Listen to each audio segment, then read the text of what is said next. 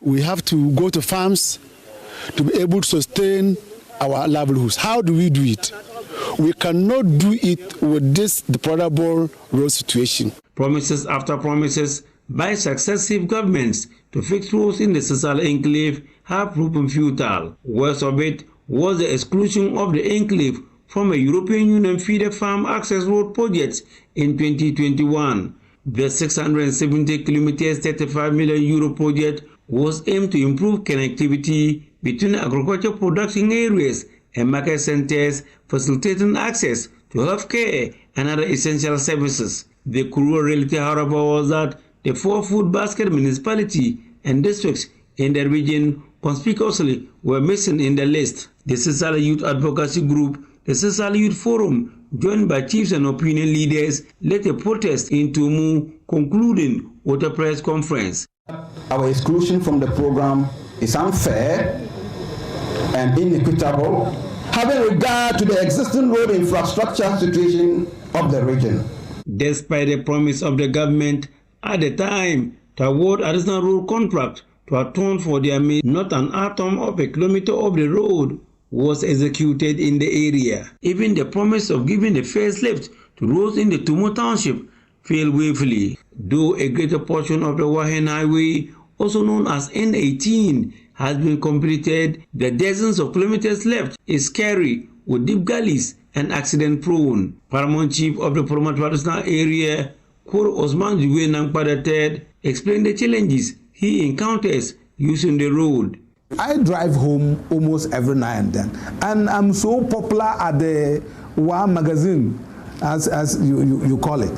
They see me almost every time when I return from home. I have broken so many front shock absorbers of my pickup. Not because the vehicle is not good, the road is so terrible. Big friends at the magazine? Yes, I have very big friends there.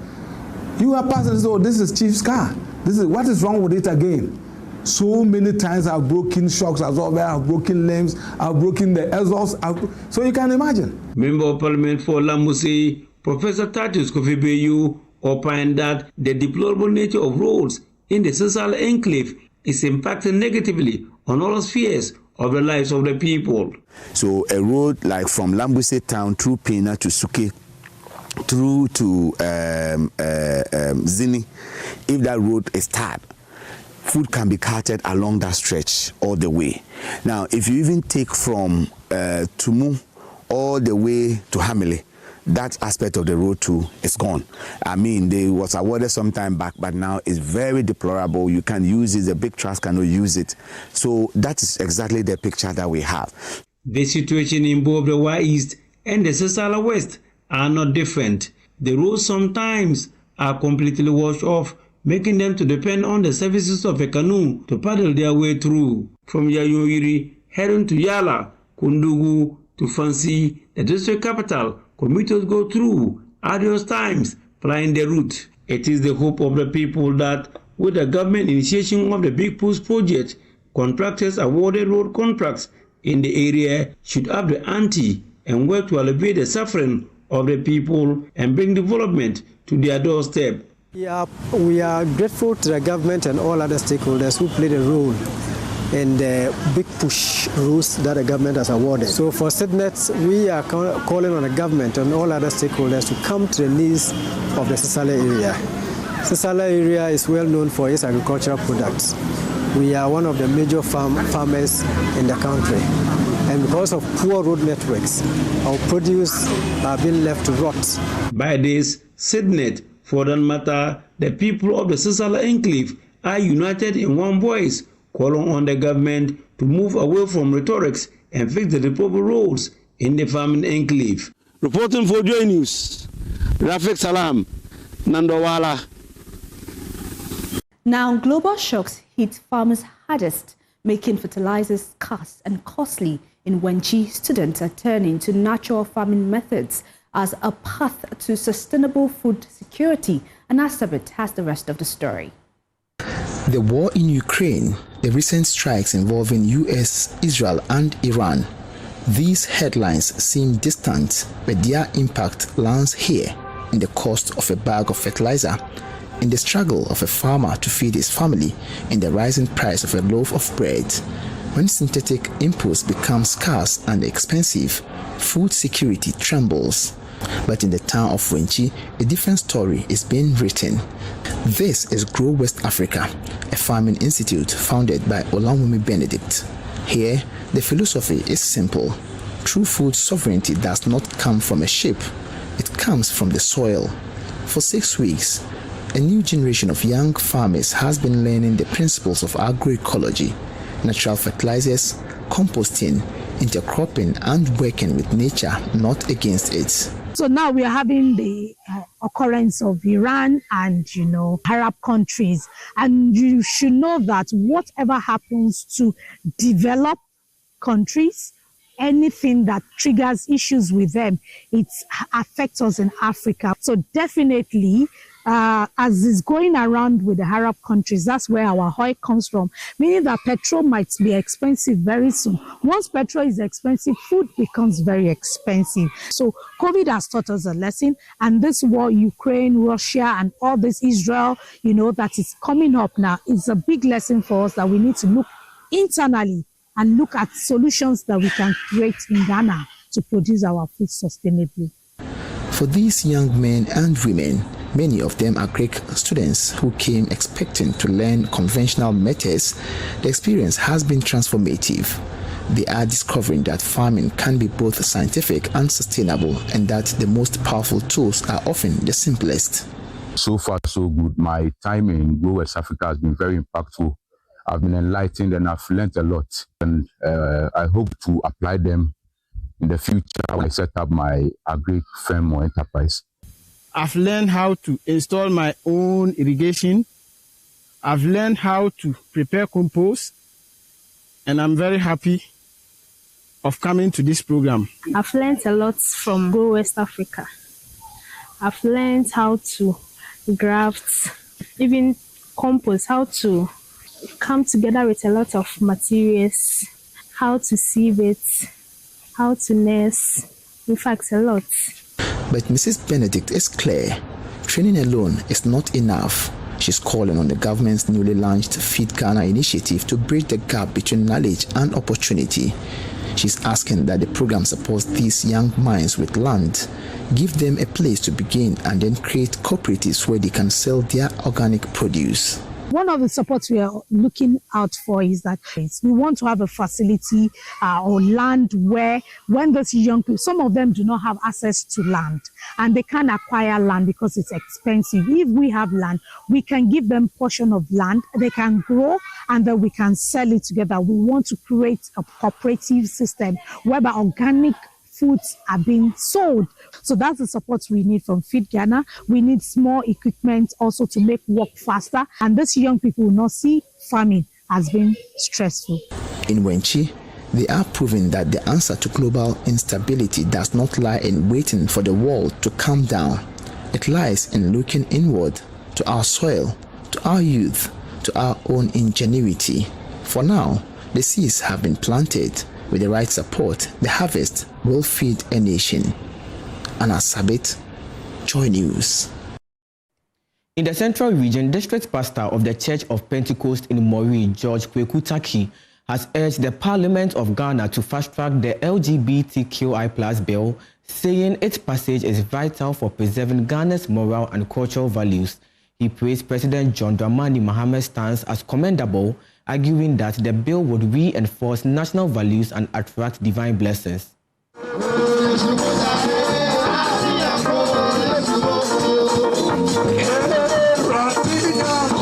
Christians across the country are observing Easter, commemorating the death and celebrating the resurrection of Jesus Christ. In Mori, the Church of Pentecost marked the occasion with a convention where the district pastor, Pastor George Kwekutaki, underscored the spiritual significance of the Easter celebration. This signifies the fact that we should remember that Jesus has ransomed our lives from the dominion of darkness, dominion of sin, and has translated us into his kingdom. And so we are no longer under condemnation, and we are no longer under the power of sin, and then we are no longer unable to do right. And now we have hope in Christ that we are able to live right. Just as Barabbas was freed, Jesus has now freed us. So the import of the entire message is that we should be reminded and be conscious of the fact that we now are free, no longer under the control of the devil, and now to live for the Lord. He also touched on the implications of the ongoing Middle East tensions on Ghana's economy and urged citizens to remain patient amid the challenges. President, some few days ago, was saying that his government has a strong hand on the economy and that we should not panic, that though fuel prices will go up, it will be very marginal.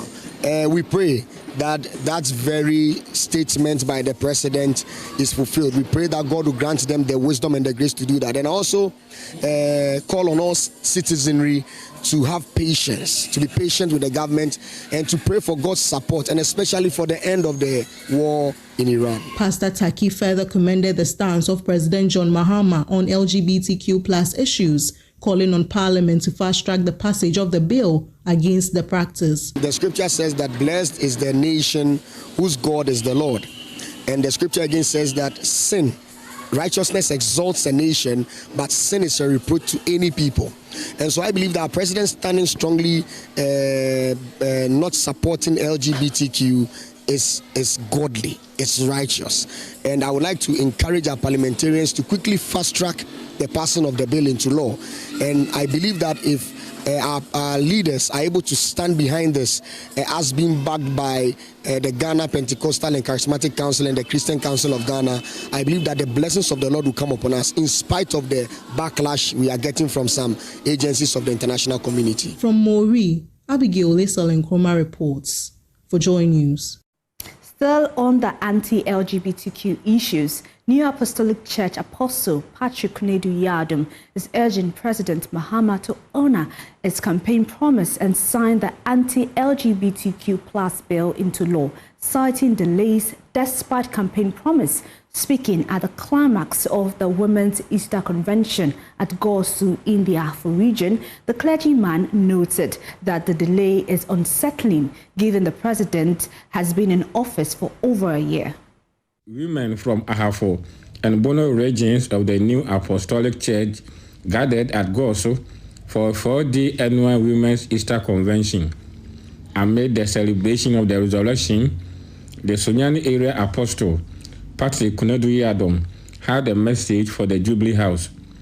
He is urging President John Mahama to use the Easter season to finally assent to the Human Sexual Rights and Family Values Bill in fulfillment of his campaign promises. During 2024 campaign, our president campaigned seriously on this issue, that when he comes to power, he's going to assent to this issue so that it will be out of place, it will be out of this country. And we have waited for more than 1 year now. We are only reminding him that Ghanaians are expecting him to just sign so that this LGBTQ will not even be mentioned in this country. He argues that since Christianity, Islam, and traditional faith all reject the practice, the president's signature is a matter of national respect and cultural dignity. Even per our own culture, we are against this issue. Everybody in this country, per our culture, is against this issue. The same to Christians is also against this issue. So that if we bring it into law, we put it into law, then everybody will know that per our culture, per our laws, we don't practice this. So it will not be an issue for anybody, because everybody will be aware that we don't practice when we put it into law. So it's a matter of putting it into law, then everybody will adhere to this law. That is very simple. Beyond the legislative call, the 4-day fellowship focused on empowering the spiritual and economic lives of women. Every year we come together like this just to reignite the Apostle Fellowship. And this time we have come during Easter period just to get the impulse of this resurrection, the meaning of it, what we get out of it. So we thank God that we are now victorious, because Christ has overcome the world, and therefore his followers too have overcome the world. Moving on, Central Regional Coordinator and National Treasurer of the National Council of PTAs, Irene Sam, has raised concerns over rising insecurity in senior high schools, urging the government to act. She called for better surveillance, more security personnel, and stronger collaboration to protect students and also staff. The Parents Teacher Association PTA of Methodist Senior High School in Salt Pond donated 400 monodecks to the school to help address its furniture deficit and improve teaching and learning conditions. According to the Deputy Director in charge of Administration and Finance at the Salt Pond Municipal Education Office, Cynthia Bachman, the donation is a highly significant and timely intervention. Everything we have in the schools are woefully inadequate, so we always wish for more. One thing I'm most happy about is that this school is used as a center for BEC, and this year we are writing BEC WASI at the same time concurrently. So I think it's a timely intervention for the school so that we will not have challenges with DEXs, students coming in and struggling or not having adequate DEXs to sit and write their exams. So we are happy for this kind gesture from the PTA executives. PTA Chairman Isaac Kweku Granson revealed that the association is undertaking the construction of a 16-bedroom staff quarters to provide accommodation for both teaching and non-teaching staff. This is not the first time, like you said, we've undergone a lot of progresses in terms of helping the school. As I speak, we are building 16-bedroom staff quarters for teachers, both teaching and non-teaching staff. We have been able to roof it with the help of the Methodist Church Ghana and then Gasem Ghana Limited. For the past 3 years, they've been helping us with cement. So let me use this opportunity to thank the Methodist Church Ghana. You know, this school is a mission school, so they also came to our rescue by giving us 100,000 Ghana cedis to help support roof the building. We have roofed it. Expressing concern over growing security challenges in schools, the Central Regional Coordinator and National Treasurer of the National Council of Parent-Teacher Associations, Irene Sam, appealed to government to intensify efforts to address the challenges. Generally, it's an issue in all the schools that we have visited in Ghana. I can say that we have gone to most of the schools in Ghana, and this has been a challenge as to security, how secure our walls are in the various schools. And over the years too, the PTAs have also contributed. Some of them, bringing them on their PTA role, making sure that they pay them every month just to augment whatever security measure that is pertaining in the school. So on this, we have done our part. We are appealing to government to also absorb teachers, some of these security men for us. Our schools must be secured. We have done our part. So we are pleading that government should also come in and help our walls and making our schools secured for our walls to also learn, and also for teachers to also be sound and secured wherever they find themselves. So we are appealing to government to come to our aid, to also come in and support us. From Salt Pond, Abigail Nkrumah reports for Joy News. Still in the Central region, the regional minister, Ekow, has warned NADMO personnel against involvement in illegal mining, stressing strict sanctions for offenders. He urged coordinated enforcement, warning security agencies not to compromise in the fight against illegal mining. There's more in the following report. The leadership and capacity building training was held on the theme, Resetting NADMO for Improved Performance in Disaster Resilience. Commending the initiative, NADMO Deputy Director General in charge of Finance and Administration, Dr. Hajia Lutfia Saeed Jamal, described the training as essential for strengthening the skills and operational capacity of personnel. NADMO want to see disaster management, not waiting until it has happened for us to go and rescue the people. We want to start right from knowing what is expected of us as we are doing, building on our capacity, then informing the people early enough, protecting, prevention of the disasters well before the time. Some of them, of course, are nature bound and they will happen, but there are measures you can put in place before such occurrences, and so impacting on the knowledge, building on the capacity of our people to know when on what to tell the people, what to tell the communities, even before any disasters. Preparedness is key for the new direction and the new Director General. The Central Regional Minister and Chairman of the Regional Disaster Management Committee, Ekow Yamoah, issued a strong warning to NADMO personnel involved in illegal mining activities, stressing that strict sanctions will be applied to offenders. We've had situations where NADMO operatives are chasing galamseyers in the bush with some national security operatives. I mean, something I do not accept at all. Indeed, let's find a way, and most of the time are not sanctioned, from the region. And I am the chair of the NADMO, organization here, the technical team here. I mean, I need to sanction such activities, but we need to look at it. I do normally want us to have, common platform where we understand what we are going to do. Indeed, when we get people from Accra to come and support us to deal with the galamsey menace, it should be a coordinated effort. It shouldn't be a situation where people are going to, take money from people and allow them to operate. We've had instances where people are doing that. We are investigating, where we find any of them. Just as the national, Council of State members said there are instances. I've asked him to give me better and proper information about that. So we're going to deal with those people. If they are here and later find out that they were part of that activities and the law get them, we are going to deal with them. Central Regional NADMO Administrator Forsen highlighted the importance of the training as critical to effective disaster prevention and response. The focus of the organization going forward is to be preventive. That has been our slogan, prevention. But preventive effort requires training. And that is the main reason why we have brought our people here, so that they will understand the place of prevention, know the need for prevention, and also have a better appreciation of things to do to prevent disasters. We can't prevent all disasters. Some, naturally, they will occur in our society. But as we work to prevent it, the effect will be minimal or reduced.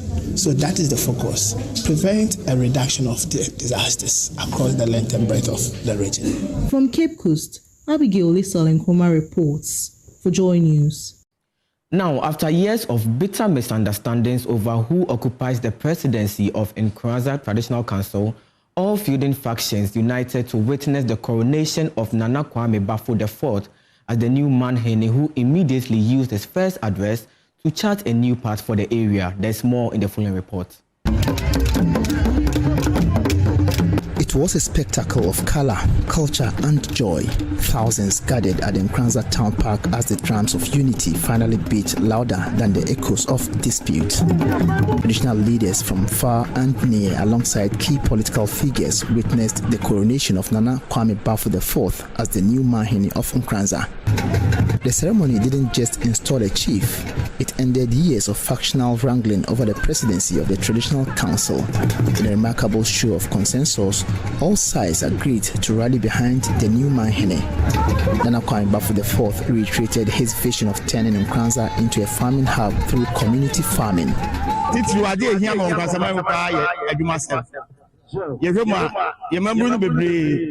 What is more important to us, the people of Nkrumah, is about jobs. A lot of our youth are unemployed and we are fortunate to have fertile lands. So I have instructed Nananom to engage into what I call community farming. We want to change our old way of farming. We want to have factories here that will focus on processing our raw materials into finished products, and that will bring jobs to the people here. But the Manhene's vision does not stop on the farm. He appealed directly to the government for better rules to unlock development and announced the launch of an educational trust fund to provide scholarships for brilliant but needy students, a bold step to lift human capital in the area.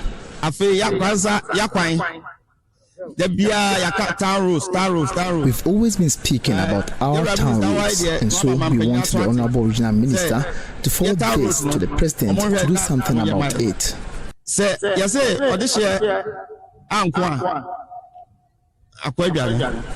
We also want to use this platform to launch the Nkrumah Development Fund. The fund will be used to do other important things the government is unable to do for the people here. yes, we are the shame. Deputy Local Government Minister Rita Na Odole Sowa noted that chieftaincy remained vital to Ghana's development, adding that government is committed to a strong partnership with traditional authorities for sustainable development. Nananom, ladies and gentlemen, as Deputy Minister, I wish to reaffirm government's commitment to strengthening collaboration between traditional authorities and local government institutions. Government will continue to support initiatives that deepen these partnerships. Bono East Regional Minister Francis Osuantwi on his part called on the Nkrumah Mahene to use his leadership to liaise with other chiefs to help resolve the numerous chieftaincy disputes across the region. Nana, I am appealing to you to collaborate with other chiefs within the region to help solve the many chieftaincy issues we have in the area.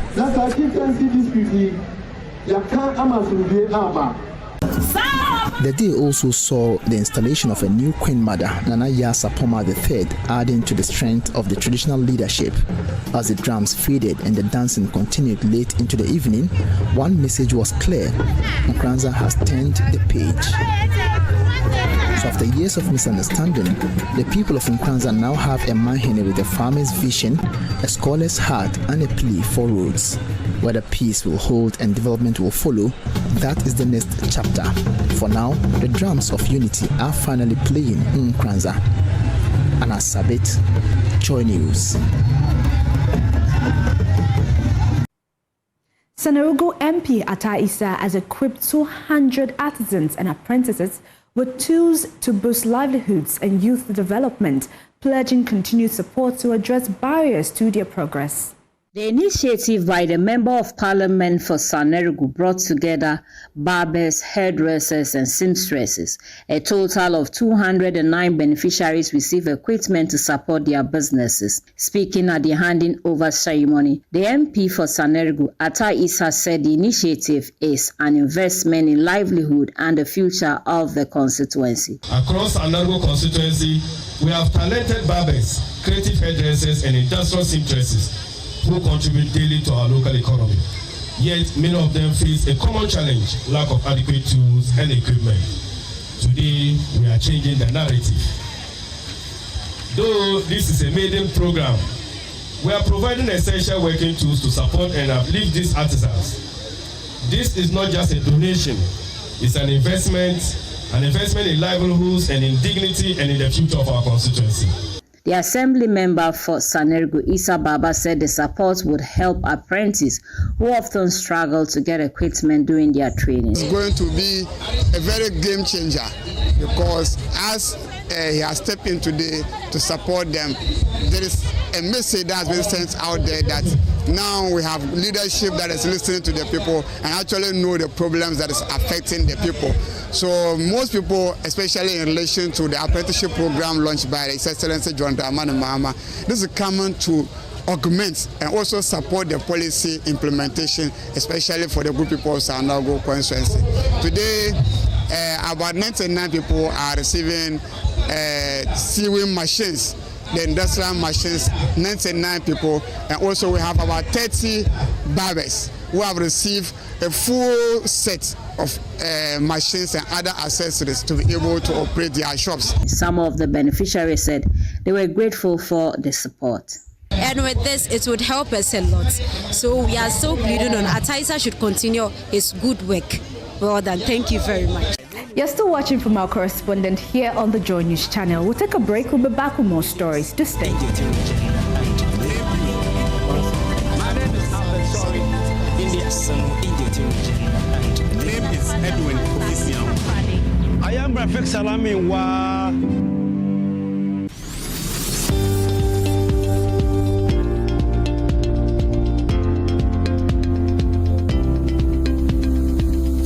By midday, the day has spoken, stories have broken, events have unfolded.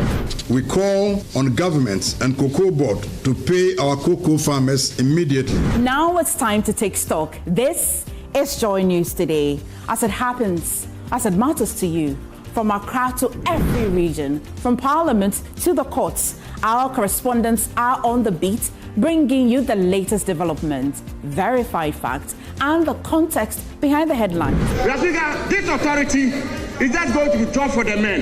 This authority will not affect the suffering unemployed youth. On Joy News today, there are no fragments of speculation, but a clear picture of where the country stands right now. Because of Galamsey, Ghanaians voted against NPP for NDC to come and do better. But the better now, no, and so you can stay informed, stay connected, and stay ahead. Joy News today on Joy News. Independent, fearless, and credible.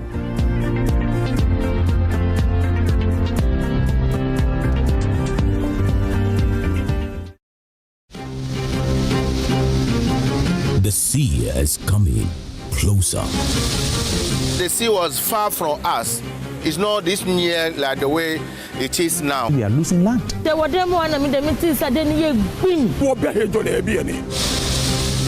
Inosu, Teshi, La, Labadi, Nungwa, homes are disappearing, walls collapsing, families displaced, history wiped away. Not just Christian Lancaster, but several areas along the coast are vulnerable.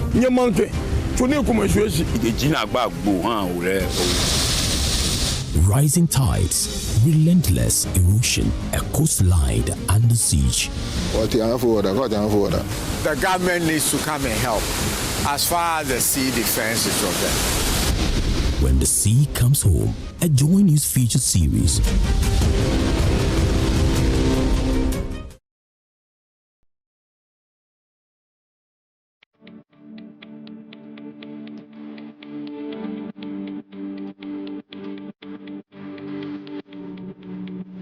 When news breaks, there's no pause button. With fast-moving developing stories, decisions are unfolding, and the nation is watching. This is News Desk, with a very fast and precise tone and attitude, 1 hour.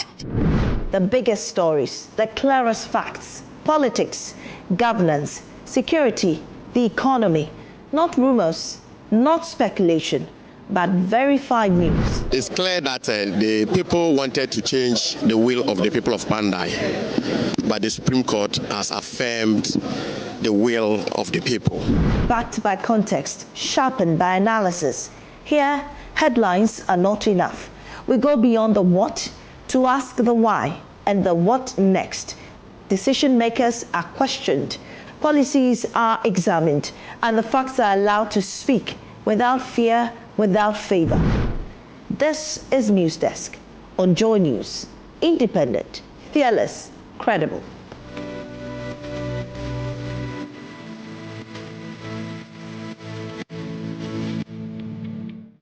Name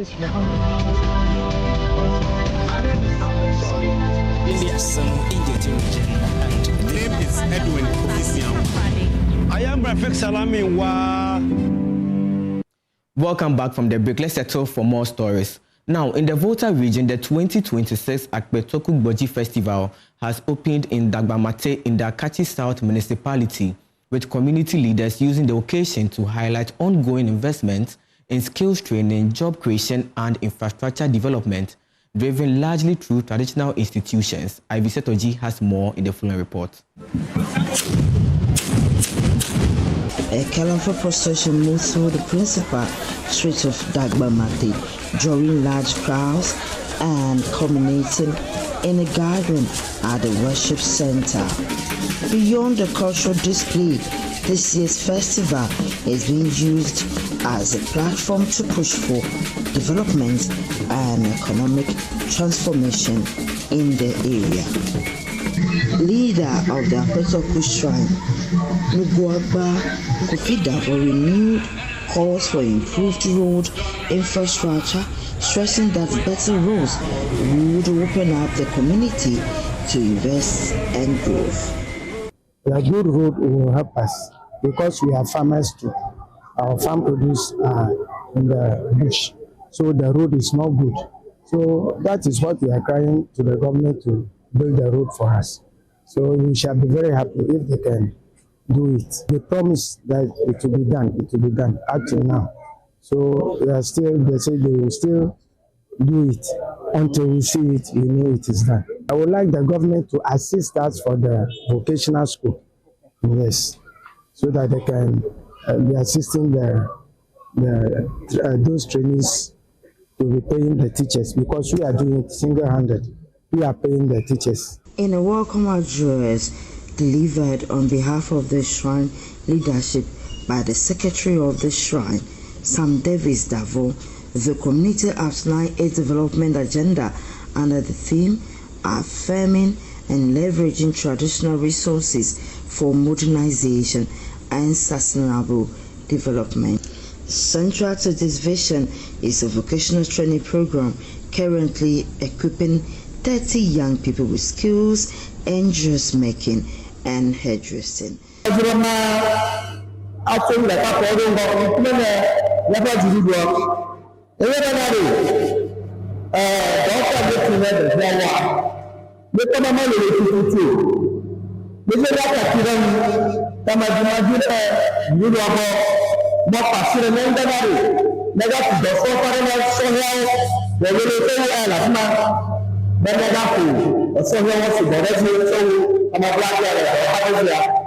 The MP for Akati South, Bernard Anhiafo, and the Volta Regional Minister, James Kunu, spoke at the program. Dagbamate is a community that is self-reliant in terms of government projects. Very little, but a community is up to do. So a lot of development projects that you see at Dagbamate is a self-help project. So we also say, okay, if the community is doing so nice in terms of self-help projects, all they need is the road infrastructure. Why can't we give them the road infrastructure? That is how come their road is under construction. And if you pass through the road, you will see a presence of a contractor on the road. So basically, so far, so good.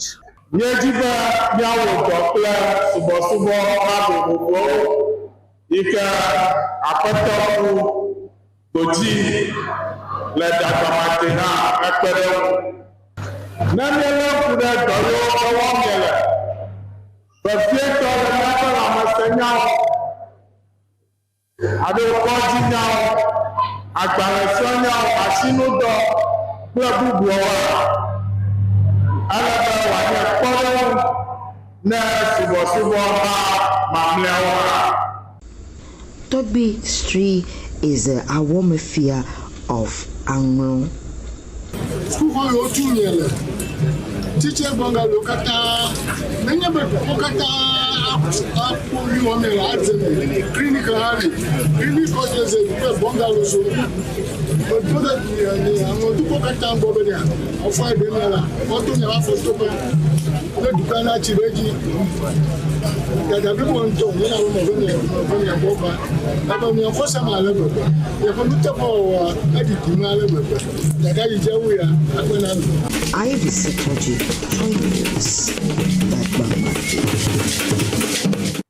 In the health sector, Duayao Nkwanta Health Center to get facelifts as MP Gideon Boako breaks ground for new maternity ward amidst infrastructure challenges. Correspondent Emmanuel Idujinfi reports. For years, staff at the Duayao Nkwanta Health Center have performed creditably within numerous challenges. Despite its challenges, the facility was recently adjudged the best health center in the Hafo region during the 2025 Health Center Performance Review. The facilities in charge is Yamoah. Now when we are working, you see cows going around with the client, which is very serious. So if they can fence the facility for us too. And then also we don't have enough offices. Like psychiatry unit, we don't have an office for psychiatry unit. We don't have offices for matron and other dignities too. And then also, we don't have weighing place. You know, the CWC, we normally go outreach to weigh clients, but inside, we're supposed to get a permanent place that will do a static weighing. We don't have. And then also, when the light goes off, we don't have standby generator. We have only one motorbike too for this big facility. So we can get additional motorbikes. And then beds and then chairs too are very limited. Responding to this cries for help, the MP for Tano North, Dr. Gideon Boako, has initiated the construction of a multi-purpose maternity ward. If you come to this area, this facility, and you ask all the women who come here, what is their topmost priority in terms of facilities. They will tell you it's a maternity ward, because they don't actually have anywhere that the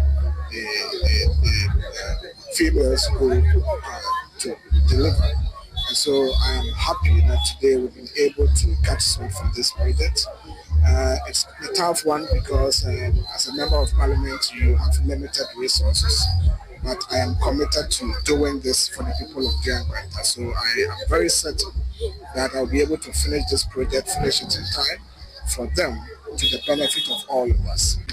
Management of the health center has therefore lauded Dr. Gideon Bwakun for the timely construction of the new maternity ward to help fight maternal mortality. This maternity ward that they are going to build, it will help the facility very much, because there was pressure at our end. We have very small space. So at times when client comes and they want to even detain the client because of the limited space, we have to force to push some of the cases to other facilities. So if we get this bigger facility, I think it will help us to ease the tension and the pressure and prevent this mortality rate. Away from that, key stakeholders in Ghana's peace and security architecture have renewed calls for stronger collaboration to address the growing threat of violent extremism, particularly along the country's northern borders. The call was made during the 7th Northern Ghana Security Dialogue held in Bogatanga. There's more in the following report. The two-day engagement brought together representatives from regional coordinating councils of the 5 regions of the North, civil society organizations, and faith-based groups to strengthen coordination in peace-building efforts. A key focus of the project is to improve cross-border relations, particularly amid rising insecurity in the Sahel region. As part of this effort, civil society organizations from Togo and Burkina Faso participated in discussions aimed at identifying shared challenges and exploring joint interventions. The Northern Ghana project manager for Star Ghana Foundation, Frederick Nuriteg, spoke to Joy News.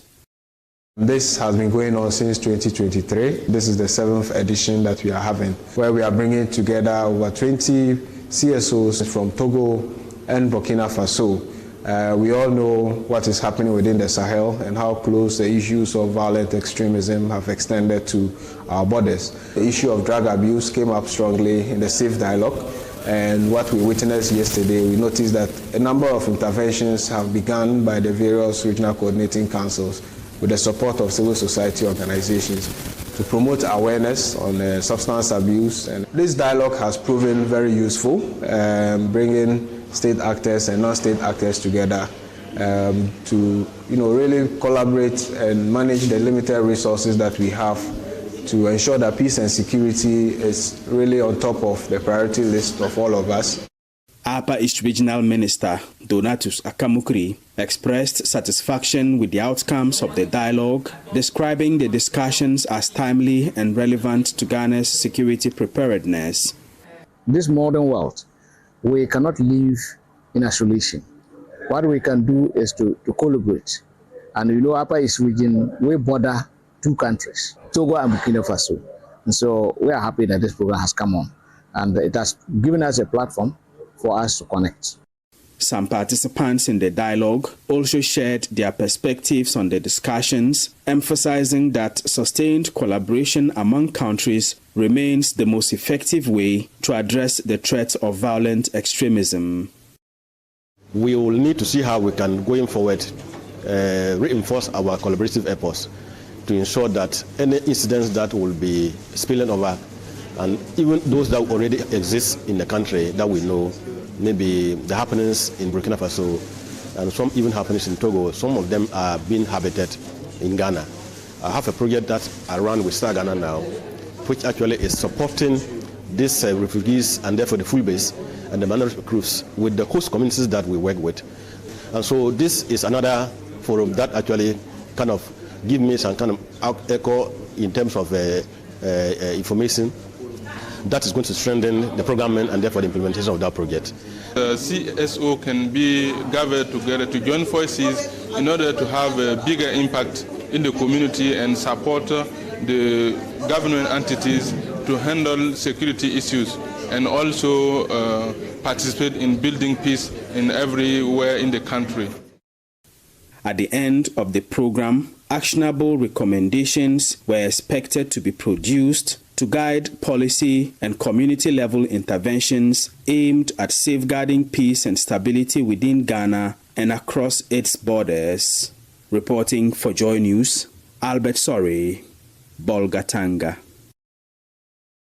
Now, Oti Regional Minister John Kwadwo Japon has defended drone use in the Nkrumah South conflict, citing arrests and urging youth unity for development. Peter Senu has more in the following report. The regional minister, John Kwadwo Japon, has indicated the use of drones as a critical tool for restoring peace in Nkrumah South in the Oti region.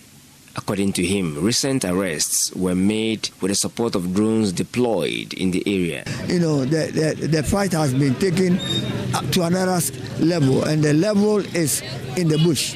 They are not doing anything in town. They are doing it in the bush. You go to the bush, and before you say Jack, they have killed 1 or 2 people and burned their huts, and that is a very, very difficult issue. But it's the drones that can get to know who are where in the bush. You know, the first time it happened, when the drones came, you know, it was easy to arrest a lot of them. As I speak to you, some people have been arrested with the help of the drone. He called on the youth in the region and in Nkrumah South to rather unite for development. I sent a message to Nkrumah South that there should be peace in the area. Without peace, there will be no development. And when there's no development, there's no progress. And when there's no progress, the community, dies out quietly. And we don't want that to happen. We are telling them they should learn how to stay peacefully with their colleagues, whether tribes, whether ethnic groups, whether associations or whatever it is. It is better to have peace in your community than having conflicts all the time. The minister also indicated his commitment to ensuring lasting peace returns to Nkrumah South, since the municipality is the hub for the growth of the region. As I speak to you, there is calm in Nkrumah, but we will not relent in our effort. We're going to do everything possible to see to it that peace, reigns in Nkrumah. It is very, very important. Nkrumah is, let's say, the engine of Oti region, and while this thing happens in Nkrumah, it's a headache to all of us. It is very important that we do everything possible to bring back peace to Nkrumah, so that Oti in general will have its peace. The minister spoke to Joy News after his interaction with the chiefs and people of KJB as part of activities marking the Easter celebrations. The Nananum and the youth group have expressed worry over the use of drugs among the youth, for which the youth have mobilized to campaign against and work towards getting the addicted out of drug use. One very important issue that the youth spoke about is unity, peace in this district. Our neighboring constituencies or our neighboring districts, when something happens in KJB today, where do we go to? Nkrumah is hot. Anything that happens in Nkrumah, the overflow comes to KJB. People are now running away from Nkrumah, seeking asylum in KJB. You remember some few years ago, when it happened in Howe, the same story. People ran away from Howe. They didn't stop at Jasikan. They came to seek asylum at KJB. It should tell you that KJB, we are there for everybody.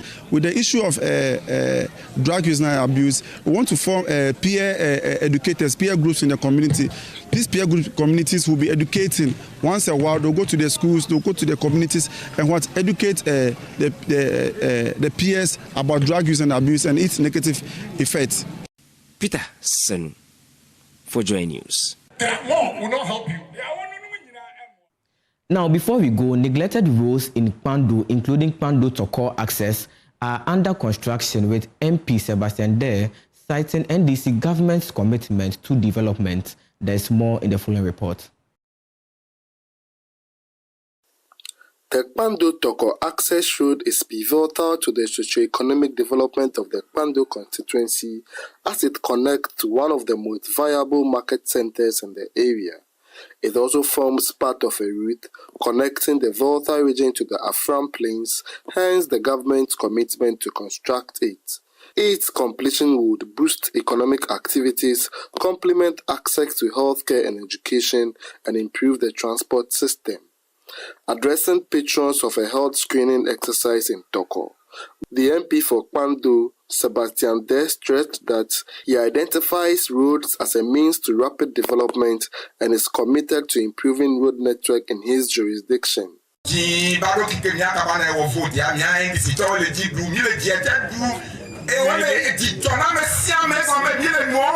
Needed things. It's true. Caterpillar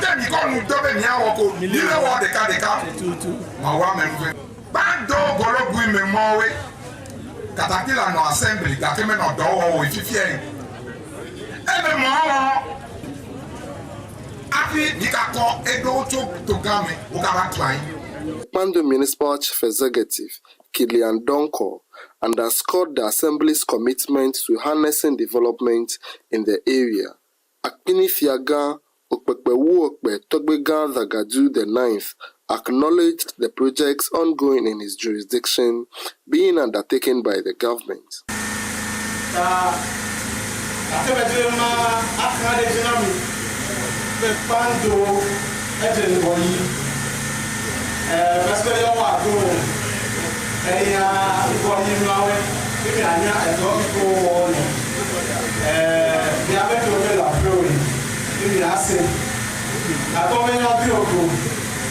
The marriage manifesto review.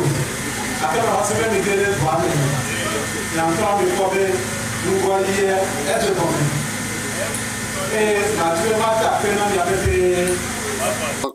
access roads in the municipal capital, Kpando, and other feeder roads are being constructed to improve the road network of the agrarian constituency.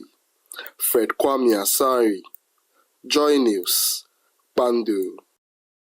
And that's our show for today. Many thanks to you for doing the watching, and many thanks to our correspondents for bringing us up to speed with what's happening across the country. I am Esther AC Nkrumah, and it's good to have you back, Nicholas. Thank you so much for holding the show down whilst I was away. I'm Nicholas Ekow. Yamoah, thank you so much for watching. Enjoy the rest of our program. Bye. I am my name is Sorry. Edwin I am Rafik Salami Wa.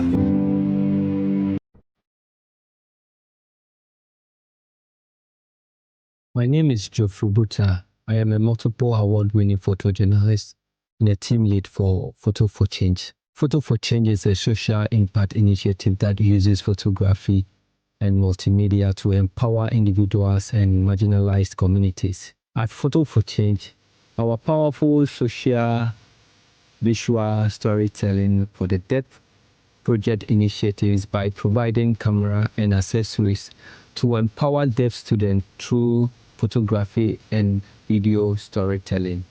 We provide training, equipment, and mentorship to help them tell their own stories in powerful visual ways, as well as modeling them to become visual storytellers in the future. The deaf communities always left out of the mainstream narrative, especially in the schools and education. Even some of the parents neglect their children due to their misfortune, forcing them to do menial jobs after school. This initiative is our little way to support as a form of creating space where the voices of the deaf can be seen, felt, valued through visual storytelling, as well as creating job opportunities for them. Our overall goal is at least getting deaf visual storytellers in the country, as well as establishing a community studio for those who are not able to continue their education. I've been involved in social impact storytelling for a decade, but Photo for Change has been active since 2016. The visual storytelling for the deaf project specifically launched in 2023, and we have already made some significant trends. As a self-funded initiative, from saving from our consultancy work for organizations, 6 professional entry cameras and accessories has been distributed to 3 schools for the deaf in Ghana, namely Savlugu School for the Deaf, Biogu and Wa School for the Deaf. In Harare, the capital city of Zimbabwe, this year, we have donated cameras and accessories to 3 deaf students. I am humbled to be recognized among such inspiring change makers. This recognition will shine more light on supporting hearing impaired community with skills as well as amplifying our work and opening new doors for collaboration, funding, visibility. It validates the importance of inclusive storytelling and education. With this award, we can scale our impact, reaching more deaf students, training more mentors, and producing more stories that shape mindsets and spark dialogue. Thank you.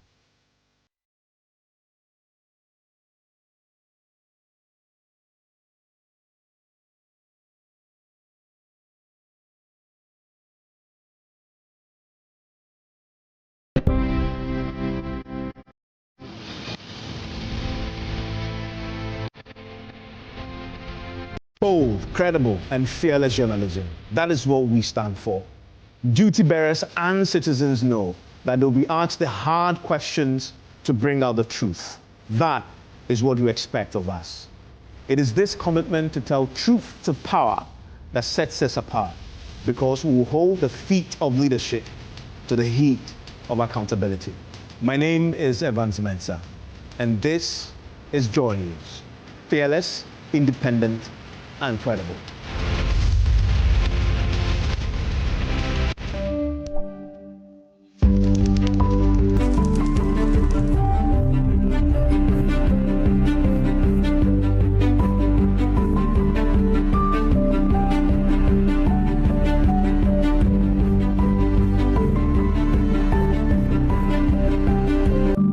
Hello and welcome to another edition of The Food Chain with me, Jessie Aram Agbako.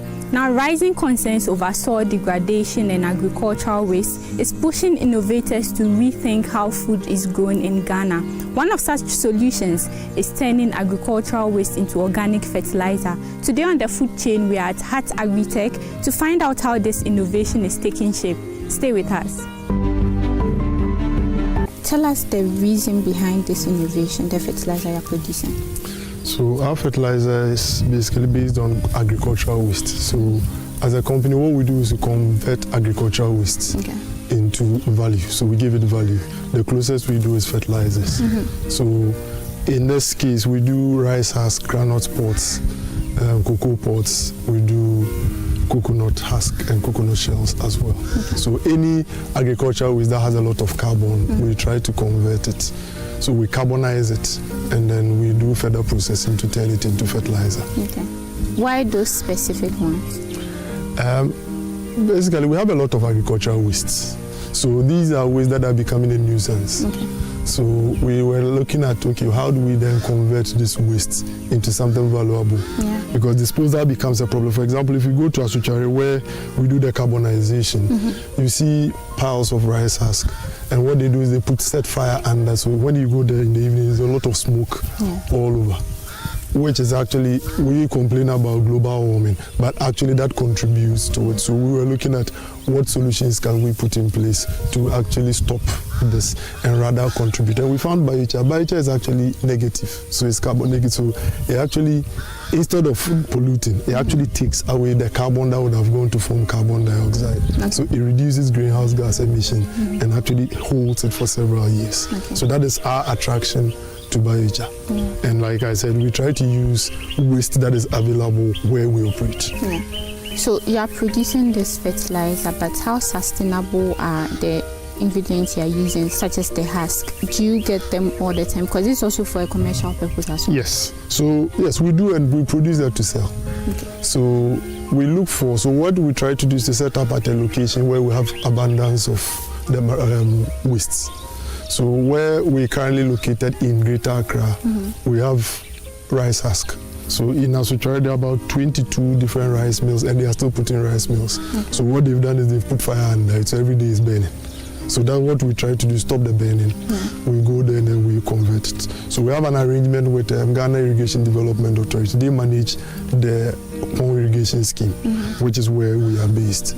So that is where we convert all the rice husk into carbonized rice husk. That becomes the base for our biochar fertilizer, and then we also get liquid from it. So when you start carbonizing, there is a smoke that comes out of it. What we've done is initially we're using local materials, our own materials to burn it, where a lot of the smoke goes back into the atmosphere. So now we've come up with a solution where instead of burning into the atmosphere, we actually go through another condensation unit. That would then all the smoke will condense parts to a liquid that we use as biopesticide. And then the others that is not converted to the liquid is actually gas, which is used to fire the furnace that actually does the conversion. So everything is more of a closed loop. We burn the waste without very little oxygen. The smoke that should come out of it is converted to wood vinegar, which is a base for our biopesticide, and then the gas will fuel the furnace. Okay, you've explained a bit. So what happens at Asuchari and what happens here? How does the end product come about? So in Asuchari, because we do the carbonization basically of the rice husk, and this is what, when we carbonize it, this is how it looks. So when the rice husk is carbonized, it looks this way. This as it stands is very good for soil amendment. So if you have acid soils, when you put this in directly, it will then neutralize it and make it alkaline. So then you can use it. It's not acidic, it's not alkaline, it's more of neutral, then it becomes useful. Most of our soil, especially from Ashanti to the north, is now very acidic. So then because it's acidic, yields have dropped. When you amend with this raw one, it breaks it down, then the yield comes about at least 20% of it. But then that is when you're amending the soil. What happens to someone who doesn't need to amend the soil? That is where we decided to convert it into a fertilizer, an organic fertilizer, by adding a few ingredients. So why we move from Asuchari, so this is the stage 1 done in Asuchari. The stage 2 comes here at Kwamboso. Here we identify the poultry farm, a big commercial poultry farm that generates a lot of chicken droppings. They have to dispose of, so they have to drive long distance to dispose of, otherwise then it becomes a nuisance and they bring disease to their farm. So they dispose it off. So we located them and we decided to sell it close to them. So the biochar once carbonized is very light. The manure is very heavy. So we moved the light one from Asuchari to Kwamboso, where we now convert it into the fertilizer. So if you look at this pile, this is the pile of biochar that we are mixing with chicken manure. And then we add a few additives to it to make it complete, because the chicken manure and the biochar alone won't give you something that you can use for your entire production. Because what we try to do is to do something that a farmer can actually apply for an entire production. So that is what we do here by adding the chicken manure, and then we add 2 other ingredients. When the Vice President is in the building, please let the applause